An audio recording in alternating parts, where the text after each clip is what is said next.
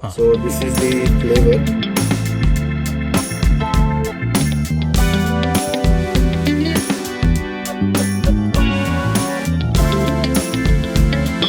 Sometime it can be a complete meal. किंवा एखाद्या माणसाला ज्याचं कमी ॲपिटाईट आहे किंवा डाएटसाठी पण तुम्ही खाऊ शकता, पण डाएटसाठी थोडेफार चेंजेस पण करू शकता याच्यामध्ये. आमच्याकडे एक गोल्ड कॅपेचिनो म्हणून आहे जे खूप फेमस आहे ह्या वर्ल्डमध्ये. सो गोल्ड कॅपेचिनो बेसिकली आम्ही त्याच्यामध्ये 24 कॅरेट्स गोल्डचं पावडर टाकतो. आता तुम्ही एका लहान 3 स्टार हॉटेलमध्ये किंवा लहान हॉटेलमध्ये जाणार, तिकडे 30-40 रूम्स असणार किंवा 20 रूम असणार. तिकडे एखादं रेस्टॉरंट असेल किंवा ऑल डे डायनिंग असेल किंवा एक ब्रेकफास्ट मेनू असेल. आता एका ह्यूज 7 स्टार हॉटेलमध्ये तुम्ही इमॅजिन करा, तुमच्याकडे 6 ते 7 रेस्टॉरंट आहेत, पूल बार आहे, room service 24 hours room service आहे तुमच्याकडे, ultra VIP ultra luxury amenities आहेत तुमच्याकडे. इझी नाही आहे एक शेफ बनणं, कारण तुम्हाला लिटरली स्टार्टिंगमध्ये तुम्हाला 14-15 तास ड्युटी करायला लागते. तुम्हाला you have to be on the floor, तुम्हाला शिकायला लागतं. आणि शेफ म्हणजे फक्त जेवण बनवणं असतं. तुम्ही एका प्राईम मिनिस्टरला सर्व करतात, तुम्ही कसं एका शेफला उभं करू शकता ज्याला हायजीन माहीत नाही आहे, ग्रूमिंग माहीत नाही आहे, तो काय इन्ग्रेडियंट टाकतो ते माहीत नाही. जर त्या VIPला काहीतरी झालं किंवा त्यांना हे झालं बिकॉज ऑफ त्या शेफच्या अज्ञानामुळे, then what will be the consequences.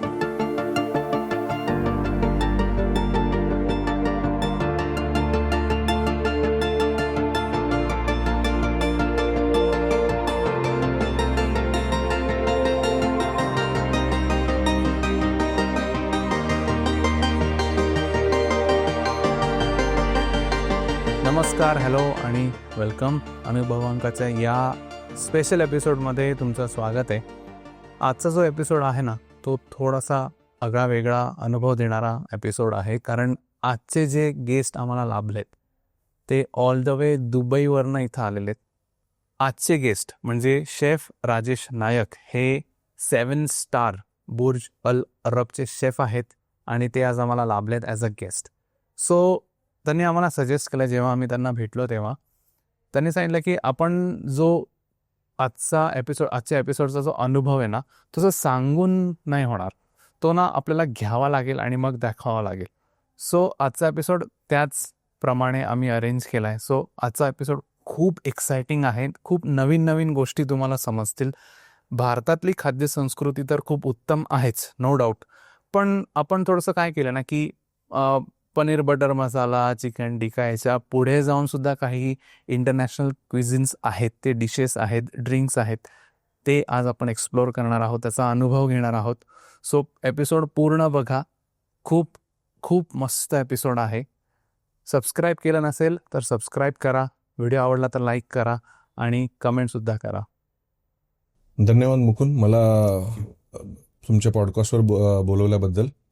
आणि आय एम सॉरी, आणि खूप ॲडजस्टमेंट केली आपण ह्या पॉडकास्टसाठी. म्हणजे कधी मला हे नव्हतं, ॲडजस्टमेंट्स नाही होतं ते टायमिंगचे.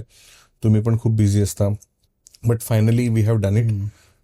शेवटी आलो. I am here in Nashik and मी तुमचे पॉडकास्ट पण बघितले. I was very mesmerise by your, म्हणजे तुमची जी स्टाईल आहे आणि जेवढं डिसेंट जेवढे पण तुमचे कंटेंट आहे. I am really contented by your contents.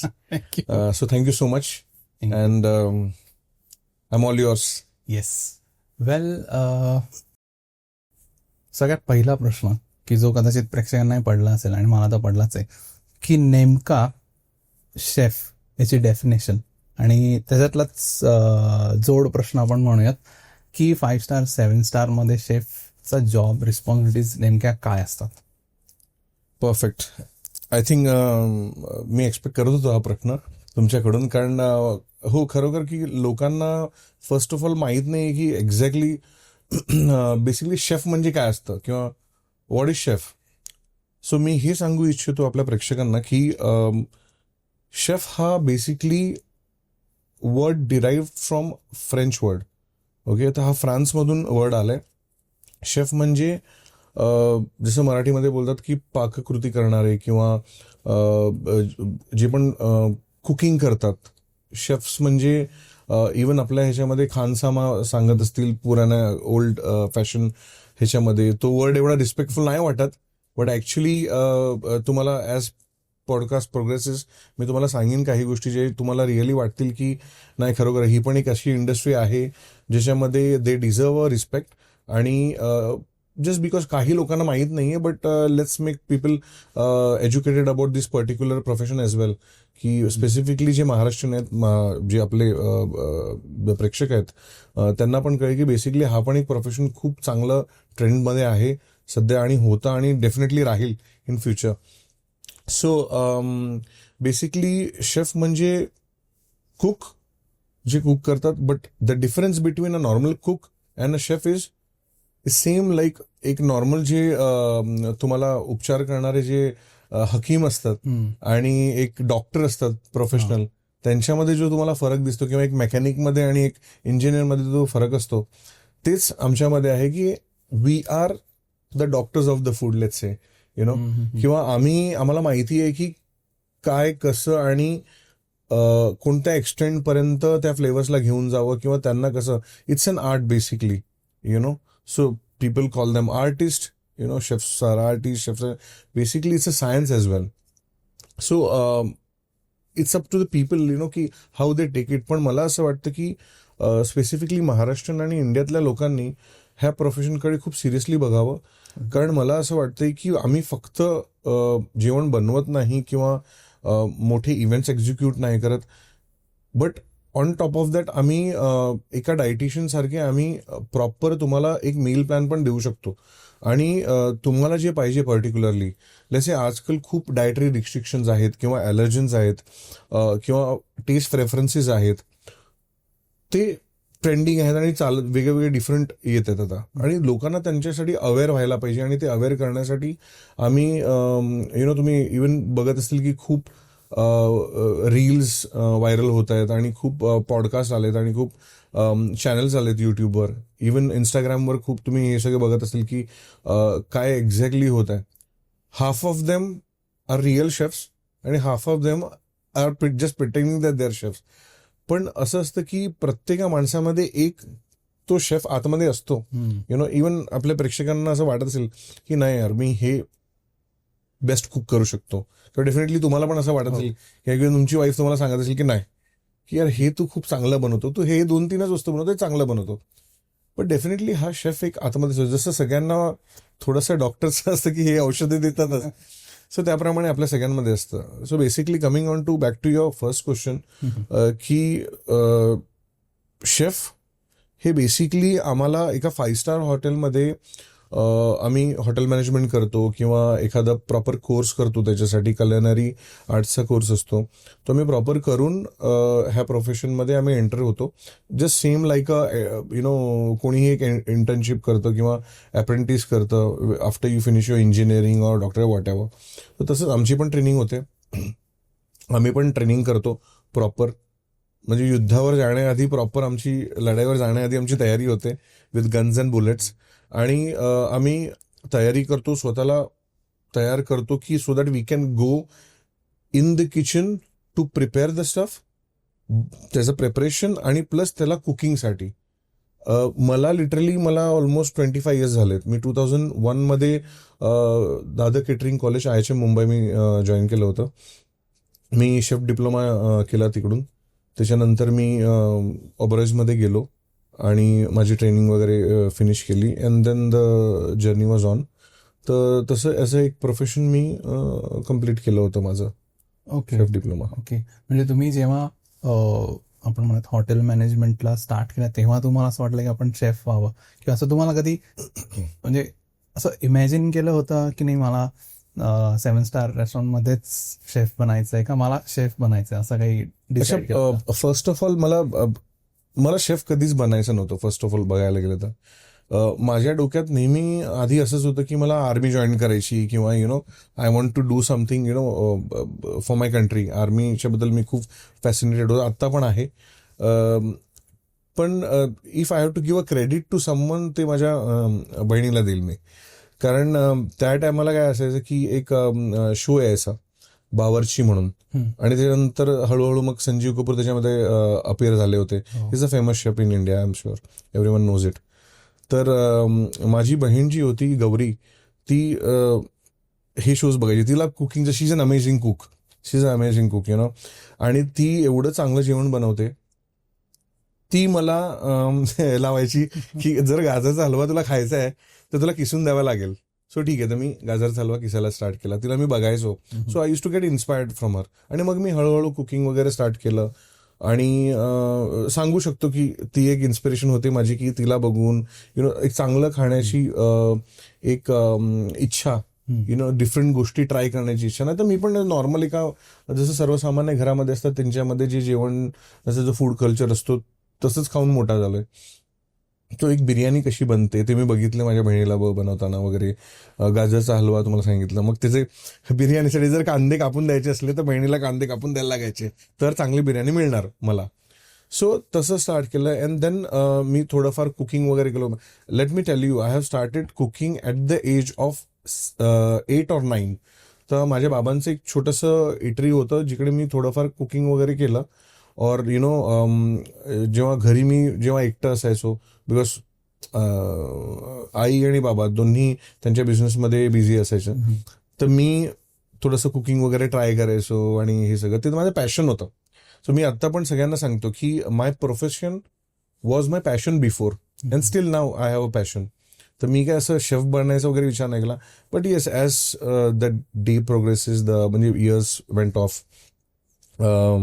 कॉलेजला गेलो, कॉलेज वगैरे होताना तेव्हा माझा एक फ्रेंड होता, त्याने मला सांगितलं, यार तू हॉटेल मॅनेजमेंट केलं पाहिजे राजेश. आणि तू का नाही करत हॉटेल मॅनेजमेंट? नाही, हॉटेल मॅनेजमेंट वगैरे मला नाही करायचं आहे, तर मला आर्मी जॉईन करायची. तर त्याने सांगितलं, नाही राजेश, तुला बाहेर जायला मिळेल. त्याने हे डोक्यात जे घातलेले जे आहेत हे माझ्या त्या मित्राने घातले होते. तर त्यांनी सांगितलं की बाहेर वगैरे जाऊ शकतो, you can make a great career वगैरे. अच्छा, ओके, केलं पाहिजे. तर बाहेर जायचं सांगितलं, मग आपले पण कान उभे होतात की नाही यार असं काहीतरी केलं. You get fascinated when you are too young. आणि मग मी दादर केटरिंग कॉलेजमध्ये माझ्या बाबांनी खूप माझ्यासाठी धावपळ केली वगैरे, की कारण मी डहाणूमध्ये राहायचो. सो डहाणूपासून दादरला यायला तुम्हाला, म्हणजे जर ट्रेन वगैरे तुम्ही पकडली तर ऑलमोस्ट त्या टायमाला, आता तर ॲक्सेसिबिलिटी खूप चांगली झाली आहे.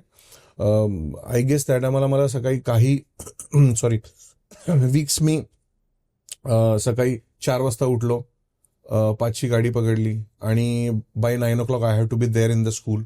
हे केलं, पण हे खूप हेक्टिक होतं. आणि मग संध्याकाळी धावून संध्याकाळची ट्रेन पकडून परत 9-10 वाजतापर्यंत घरी यायचं. It was very hectic for me. मग तिकडेच मी दादरमध्ये राहिलो, हॉस्टेल वगैरे मध्ये, आणि खूप हार्डवर्क केलं. It was a very much struggle, की तुम्हाला तर माहिती आहे स्ट्रगल शिवाय तर काय हे नाही आहे, दुसरं ऑप्शन नाही आहे. सो खूप हे केलं, स्ट्रगल केलं. ऑबरेजमध्ये वगैरे ट्रेनिंग केली. इंडियन रेस्टॉरंटमध्ये पण मी ट्रेनिंग केली होती चांगल्या A ग्रेडमध्ये. अँड त्याच्यानंतर मी I was searching for jobs वगैरे त्याच्यानंतर. आणि ultimately inspiration, then after passion, and then it become a profession. आणि त्याच्यानंतर मी दुबई वगैरे मध्ये मला जॉब ऑफर वगैरे झाली. फ्रेंड्स हेल्प मी आउट की दुबईला ये, आणि दुबई एक खूप चांगली सिटी आहे. UAE is a great country. तुम्हाला ओपन आर्म्स करून वेलकम करते UAE, जर तुमच्यामध्ये टॅलेंट आहे तर. आणि मी त्याचं एक परफेक्ट एक्झाम्पल आहे. So this is how I grow. And it's been almost मला UAE मध्ये झाले आता लेट्स से 2008 पासून स्टार्ट जर मी केलं. So it's almost like you can say 16 वर्ष 17 वर्ष, यू कॅन से दॅट. पण मी खूप बेसिक पासून स्टार्ट केलं तिकडे. ॲज अ कॉमी शेफ मी स्टार्ट केला गेल्यावर. असं नाही की लोकांना वाटतं की अरे शेफ झाला म्हणजे डायरेक्ट आणि झालो chef the cuisine is ready. No, मी तिकडे जाऊन कॉमीज म्हणून स्टार्ट केलं. डिफरंट हॉटेल्समध्ये काम केलं मी. खूप बेस लेवलवर काम केलंय. खूप कमी सॅलरीमधून स्टार्ट केलं. अँड 5 स्टार हॉटेलमधून जर्नीमधून हळूहळू वरती येत. नंतर always it was a dream ना, की आपलं एक स्वप्न असतं की कोणतं की नाही यार ह्या इकडे आपला जॉब व्हायला पाहिजे किंवा इकडे काम केलं पाहिजे मी. सो बुर्ज अल अरब असं होतं की माझ्यासाठी लेट्स से की चंद्रावर जाण्यासारखं होतं. एका सर्वसामान्य घरातून आलेल्या मुलाला किंवा डहाणूसारख्या लहान शहरामधून तुम्ही येता, सो तेवढे एक्सपेक्टेशन नव्हतं. तर मला असं वाटायचं फक्त बघून की अरे फक्त काय म्हणतात ह्याची जमिनीची धूळ मला मिळाली तर बस, किंवा आय वॉज नॉट एक्सपेक्टिंग की मला काम करायला वगैरे मिळेल. बट सम हाव झालं ते शक्य बिकॉज ऑफ हार्डवर्क आणि खूप जागेवर काम केलं, एक्सपिरियन्स गेन केले. आणि it's been almost 3 years I mean Burj Al Arab, आणि खूप चांगला एक्सपिरियन्स आहे तिकडे. आणि खरोखर 7 स्टार इज 7 स्टार. ते तर आहेच. सो मगाशी तुम्ही जेव्हा सांगितलं की बरेचसे जॉब्स तुम्ही केले before getting into Burj Al Arab, so ज्या लोकांना खरंच शेफ व्हायचं, त्यांचं पण पॅशन आहे किंवा मला शेफ किंवा हॉस्पिटॅलिटीकडे मला वळायचं आहे ॲज अ करिअर, सो त्यांना तुम्ही क्विक ॲडवाईस काय द्याल? माझं क्विक ॲडवाईस विल बी, जर तुम्हाला शेफ बनायचं आहे और तुम्हाला हॉस्पिटॅलिटी जॉईन करायला आहे, सो फर्स्ट ऑफ ऑल जर तुम्ही फक्त एक ग्लिटर बघून येत असाल किंवा चमक बघून येत असाल की शेफ म्हणजे असं किंवा शेफ म्हणजे तसं, तर फर्स्ट ऑफ ऑल तुम्हाला तर फक्त ऑप्शन आहे फर्स्ट, की you have to love food. तुम्हाला प्रेम करावं लागेल फूडवर. नवीन डिशेस तुम्हाला लर्न करायचे, शिकायचे, तुम्हाला पुढे जायचे, आणि you have to be ready with any kind of hard work. Easy नाही आहे एक शेफ बनणं, कारण तुम्हाला लिटरली स्टार्टिंगमध्ये तुम्हाला 14-15 तास ड्युटी करायला लागते. तुम्हाला you have to be on the floor, तुम्हाला शिकायला लागतं. आणि शेफ म्हणजे फक्त जेवण बनवणं असतं. You have to be ready with all the theoretical subjects. म्हणजे आता तुम्ही फॉर एक्झाम्पल मी सांगितलं, जर तुम्हाला वाटत असेल, जेव्हा मला पण असं वाटायचं ॲक्च्युली फ्रँकली स्पीकिंग, की मी जेव्हा गेलो तर मला वाटायचं की कुकिंग शिकवतील वगैरे. जेव्हा गेलो तर पहिलं लेक्चरसाठी बसवलं आणि सांगितलं की व्हॉट्स द हायजीन काय असतं, क्लिनलीनेस काय असतं, पर्सनल ग्रूमिंग काय असतं, किंवा तुम्हाला एक ॲपल असतं, तर एक ॲपल जे असतं ते Apple what's the nutrient contains, त्याच्यामध्ये काय असतं. किंवा एक एग असतं, तर एगच्या मध्ये काय असतं की ओके ते शेल असतं, आपल्याला काय माहिती आहे, फक्त एग असतं, त्याच्या आतमध्ये एग व्हाईट असतं, एग योग असतं. There are more things than that. आता ते जर एग व्हाईट आहे त्याच्यामध्ये प्रोटीन जे असतं त्याला अल्ब्युमिन सांगतात. एग योगच्या बाहेर जे लेअर असते किंवा त्याच्या बाहेर एक एअर सॅक निर्माण होतं, हाऊ दॅट हेल्प्स. किंवा एग पासून तुम्ही जे केक्स बनवतात, किंवा एग पासून तुम्ही ऑमलेट्स बनवतात, किंवा एग पासून जेवढे पण पदार्थ बनवतात तुम्ही, ते का बनवतात, त्याचं सायंटिफिक रिझन काय. आता केकमध्ये तुम्ही एग टाकतात, तर का टाकतात एग त्याच्यामध्ये.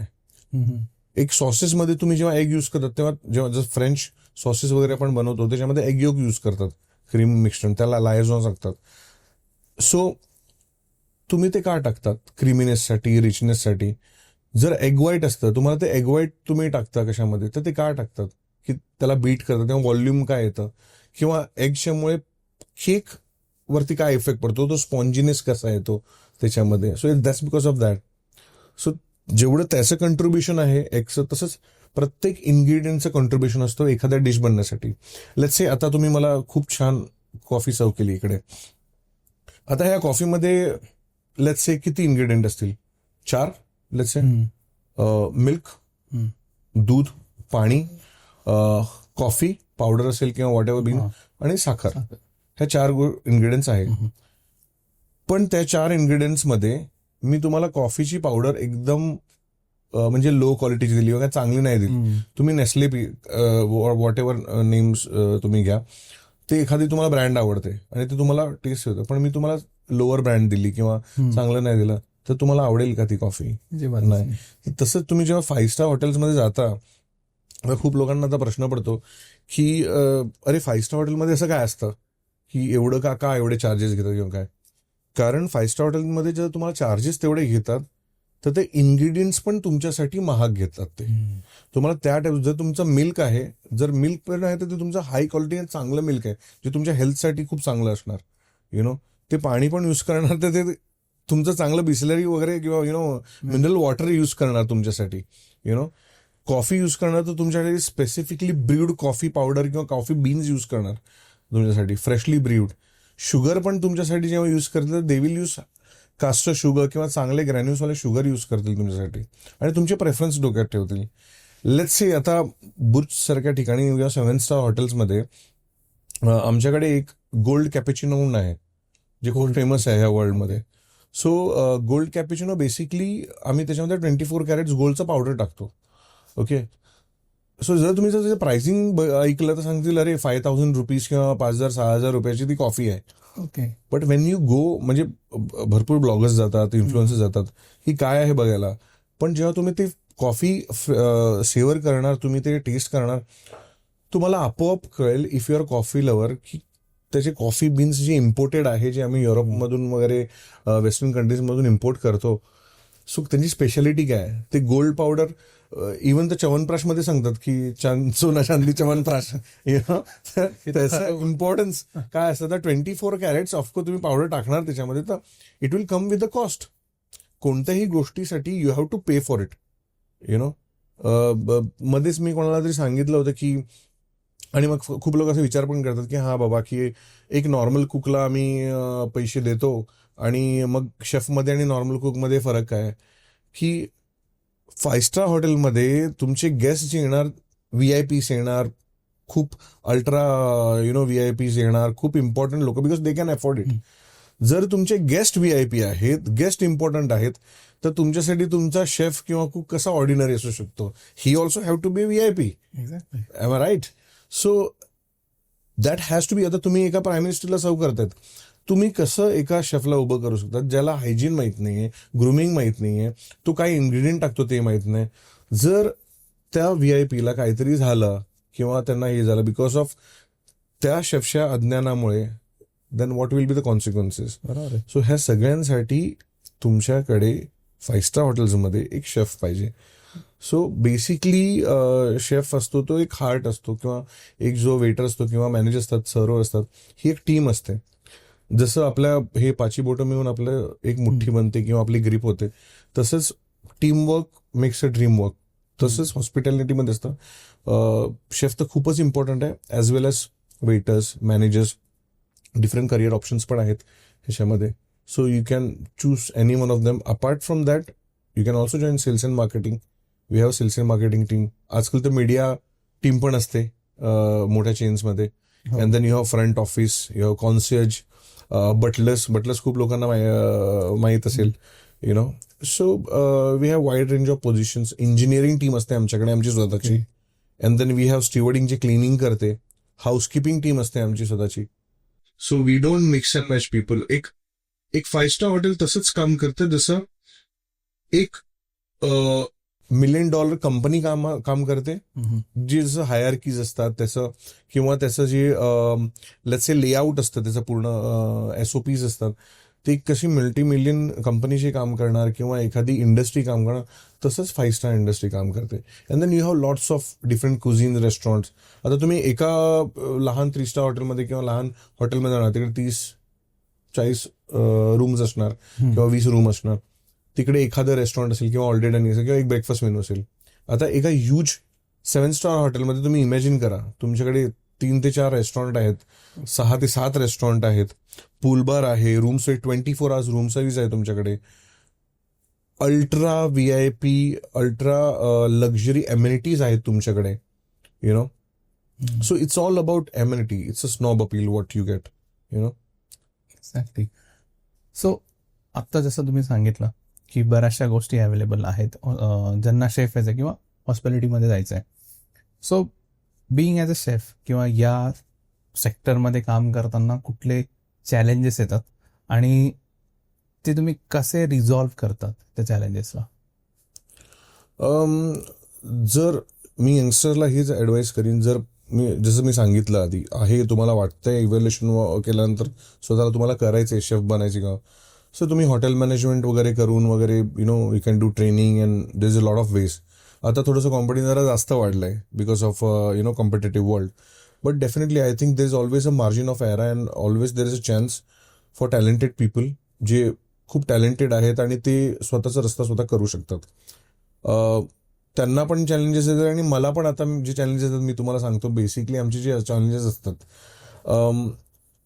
सर्वात मोठी चॅलेंज ही असते की आम्हाला जे रेग्युलर क्लायंट्स आहेत, रेग्युलर कस्टमर आहेत, गेस्ट सांगतो आम्ही हॉस्पिटॅलिटीमध्ये, आम्ही गेस्ट म्हणून सांगतो त्यांना.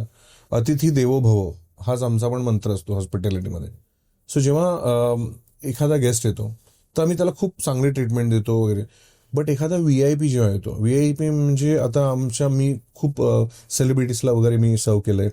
जसं हॉलिवूडचे स्टार असतील, तुम्ही सांगू शकता like let's say John Travolta, Uma Thurman आणि इवन टॉम क्रूज. म्हणजे मी ह्यांना शूट्स वगैरे ह्यांचे वगैरे असिस्ट केलंय. इवन मी हॉलिवूड प्लस बॉलिवूड स्टार्सला पण मी भेटलोय किंवा त्यांना सर्व केलंय.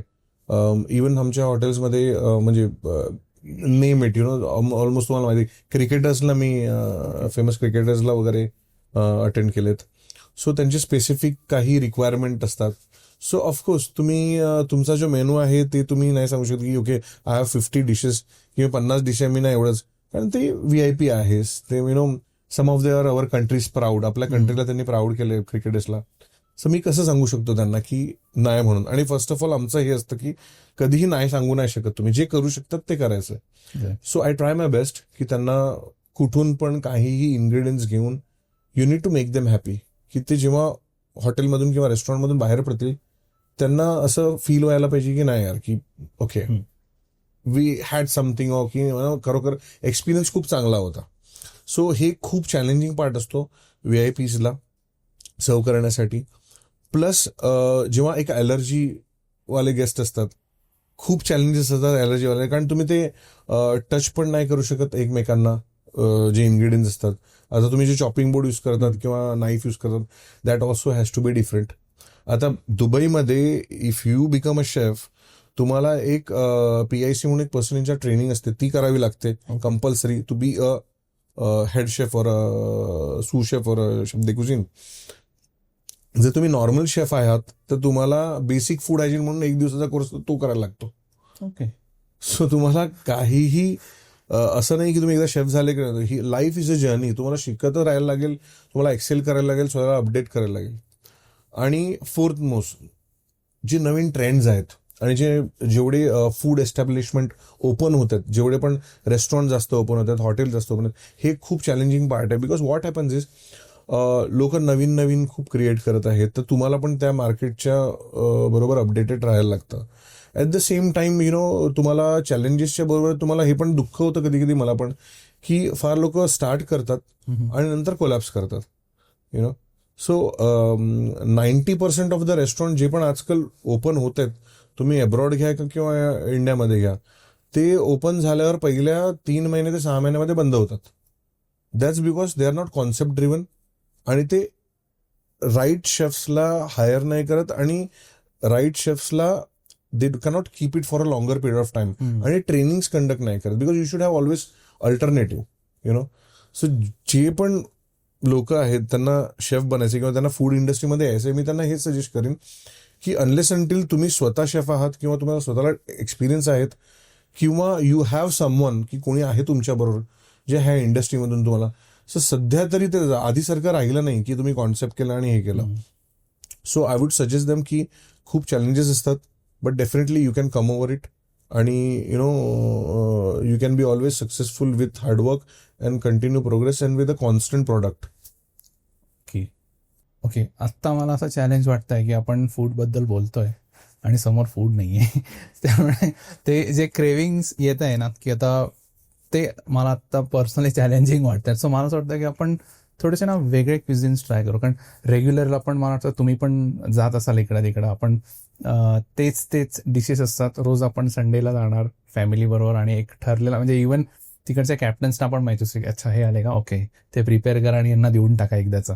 सो त्याच्यापेक्षा आपण काहीतरी वेगळं आज ट्राय करूयात. सो मला असं वाटतं की आपण आता स्टुडिओमधनं थोडंसं बाहेर पडू आणि वेगळे इंटरनॅशनल क्विझिन्स ट्राय करूयात. So I guess we should go. आणि थोडंसं चॅलेंज पण करू आपल्या प्रेक्षकांना की टू डेअर देम, की बाहेर या आणि ट्राय करा नवीन काहीतरी. आणि भूक पण लागली आपल्याला. Yes definitely. So let's go.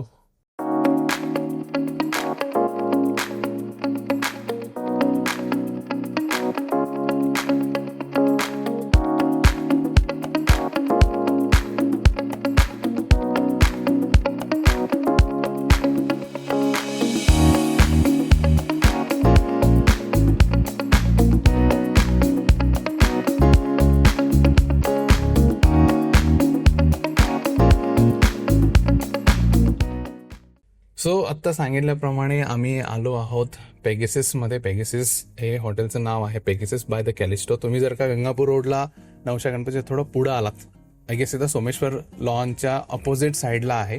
So या रेस्टॉरंटमध्ये आम्ही आलो आहोत आणि हे मल्टीक्विझिन रेस्टॉरंट आहे. आणि या रेस्टॉरंटमध्ये आम्ही काही नवीन डिशेस ट्राय करणार आहोत आणि त्या डिशेसबद्दलचे अनुभव, त्यानंतर त्या डिशेस कुठून आल्या, कशा टेस्ट करतात आणि त्याच्या मागचे पुढचे इतिहास, भूगोल सगळं आपण आज जाणून घेणार आहोत. ऑब्व्हियसली आपले जे गेस्ट आहेत शेफ राजेश नाईक यांच्याकडनं. वेल, डिशेस आणि ड्रिंक्स आलेले आहेत आणि स्पेसिफिकली ड्रिंक्सबद्दल आपल्याला एक्सप्लेन करतात मिस्टर अमन. सो आपण अमन सरांकडनं जाणून घेऊयात की ड्रिंक्समध्ये असं स्पेशल काय आहे, कारण हे आपल्यासारखे रेग्युलर ड्रिंक्स नाही आहेत, हे फक्त पेगेसिसमध्येच मिळत आहेत. सो आपण त्यांच्याकडनं जाणून घेऊ. Hello, my name is Aman. I have made a fresh drink which includes cucumber, basil, and tequila. And then I have paired one drink with Singaporean sling that includes strawberry and lime juice, and top up with soda and garnish with orange. And this drink is paired with Mexican drinks, Arabic dish. So basically this is cocktail. What you have made it for us, and this is a mocktail. Mocktail, yeah. So people has lot of options in Pegasus. खूप options आहेत लोकांकडे पेगासिसला, आणि खूप reasons पण आहेत पेगासिसमध्ये येण्यासाठी. So let's see what Aman has up whatever you know. This is the fresh drink made with cucumber, basil, and Maya Pistola tequila, which is from Goa. And I have infused smoke gun with rosemary. Okay, let's burn it. So this is the flavor.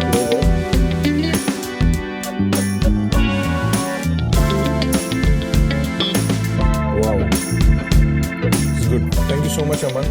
Thanks a lot, really appreciate it. So खूप छान drink वाटते. And let's go to the chef, one of the stars of this restaurant. जरूर जरूर Yeah. जरूर. Hello, मेरा नाम है प्रशांत चौधरी. आज आप लोग के लिए मैं दो सलाद बनाया. एक सलाद अपना इटालियन सलाद है और अपना ग्रीक सलाद है, और ये अपना मैक्सिकन टाकोस और इटालियन ऑरेंज चिल्ली.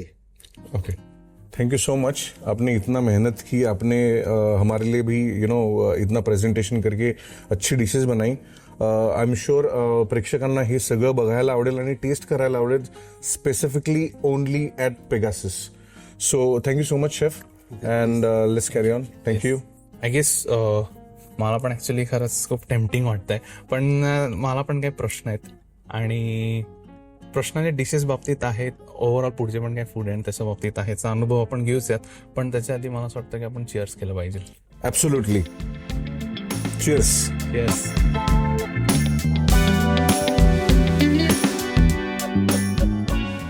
वेल डन.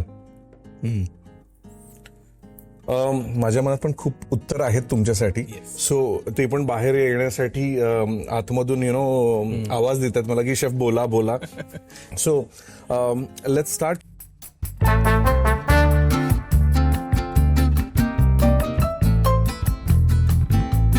सो पहिले कोल्ड ॲपिटायझर पासून स्टार्ट करू आपण. One of the famous appetisers in the world, Caesar salad.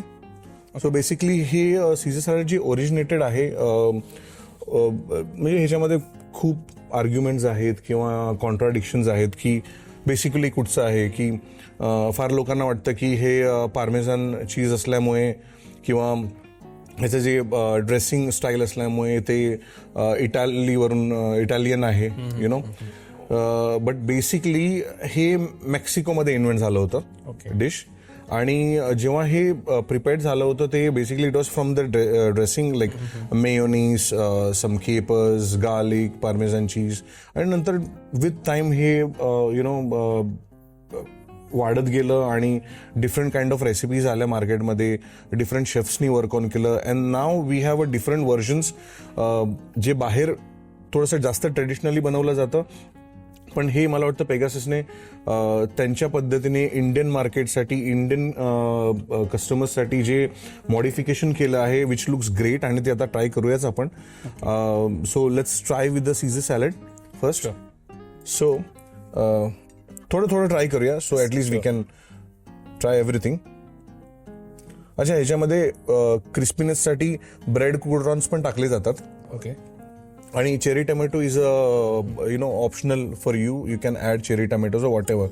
शेवटी कसं आहे की आपण फूड बनवताना किंवा जेवण बनवताना आपण एक सोल घेऊ शकतो त्या फूडची, but ultimately we are not making a rocket, right?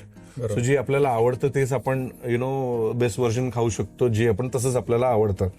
So let's start with Caesar salad of Pegasus. Okay.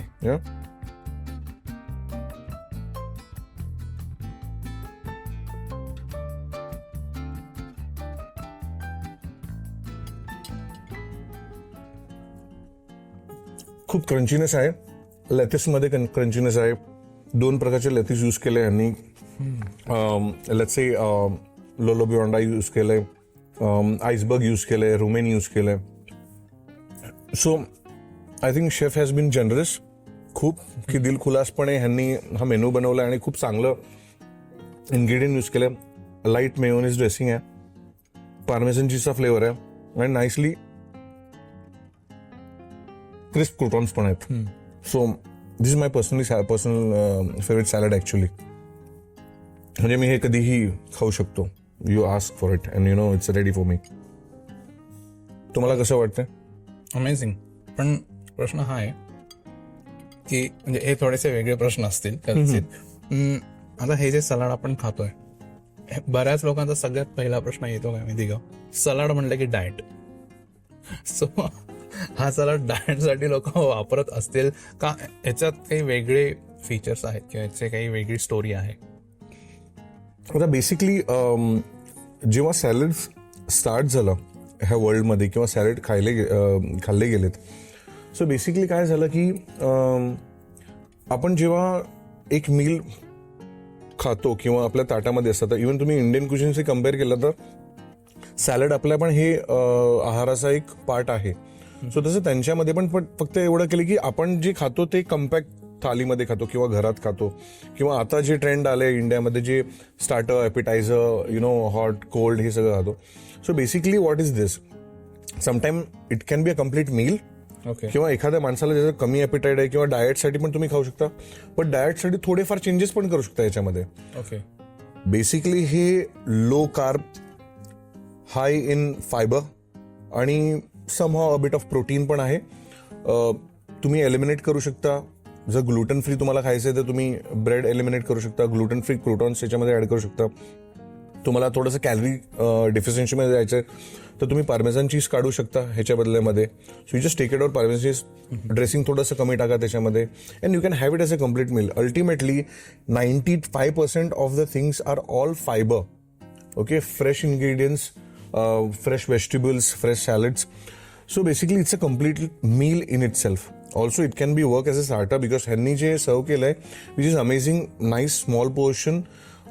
हे खाल्ल्यानंतर तुम्ही नेक्स्ट पण खाऊ शकता, Okay. So you can be calorie conscious as well as you can be health conscious.